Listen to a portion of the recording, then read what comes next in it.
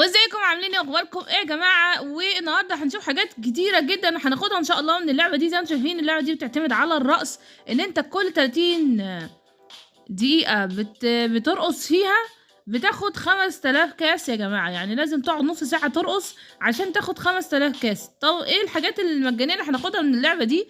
فعايزه بقى لايكات جميله كده واشتراكات رائعه منكم عشان يوصلكم كل جديد عن القناه دي باذن الله، والفيديوهات الحلوه اللي تيجي. يا حاجه انت وقفت قصاد الكاميرا يا حاجه لو سمحتي يا عم.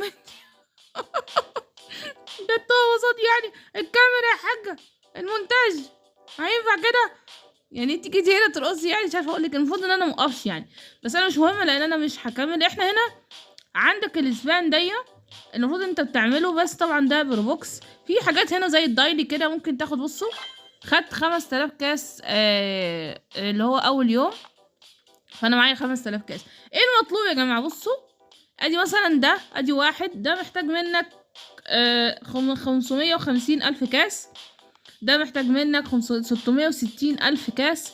في ناس جابت يا جماعه، شايفين كده ناس جابت الحاجات دي. كل الحاجات دي شايفين 350 الف كاس. يعني انت ممكن تجيب الكاسات وتك تك تك تلاقي نفسك عمال بتشتري، بس انت لازم بتجمع. وخلي بالك في حاجه، ان انت بتشتري البيض، والبيض ده بيزود لك الحاجات زي كده. يعني مثلا البيض هنا بيزود لي البيض ده هنا ب 300 الف. ليه يا جماعه الاسعار الغريبه دي؟ اسعار غبيه بصراحه. ايه ده؟ مش عارف 750 150 الف يعني. ده مليون، ده مليون يا جدعان، ده مليون. ايه ده؟ اسعارهم غبيه بصراحه. يعني مش مشكله، تمام. هنا في الستار دي مش عارفه تعمل بيها ايه دي بقى. دي تشتري بيها حاجات يعني كاسات او حاجات زي كده. المهم ان انت المفروض تقعد نص ساعه ترقص، بيديك 5000 كل نص ساعه. هو الوقت طويل جدا، بس الحاجات حلوه يا جماعه، والله الحاجات حلوه. يعني الجزمه دي والحاجات دي كمان جميله. الحاجات دي مليون يا لهوي. 1 2 3 4 5 6، ايوه 1,800,000 يا جماعه. الجزمه ب1,800,000.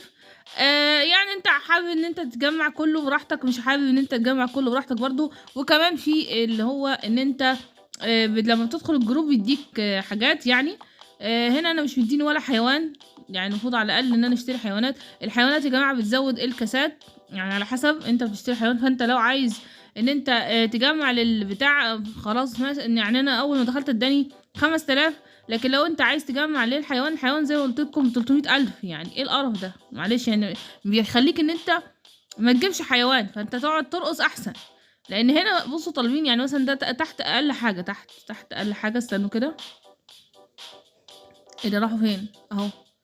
يعني مثلا تحت هنا الفراشه دي ب 350 بتمن الحيوان اللي انت هتشتريه. فانت هتشتريه ليه؟ ما انا اجيب الفراشات دي، فاهمين؟ فالناس ما بتشتريش حيوانات.